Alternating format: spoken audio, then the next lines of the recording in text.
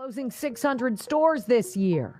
CVS closing 900 stores through the end of this year. Walgreens closing 150 stores. Outback Steakhouse has already closed 40 of its restaurants. UPS is cutting 12,000 jobs in 2024. Citigroup cutting 20,000 positions as well.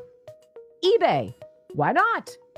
1,000 jobs lost there. Microsoft cutting 1,900 positions. Expedia cutting 1,500. Cisco cutting 4,000. Apple cutting 600. It's entertainment too. Regal Cinemas closing 429 locations. Kroger's grocery store chain shutting down 413 stores. It's not affordable to be in retail anymore. Foot Locker closing 400 stores by 2026. Macy's will close 150 locations by 2026. Walmart, already this year, has closed 6 of its supercenters.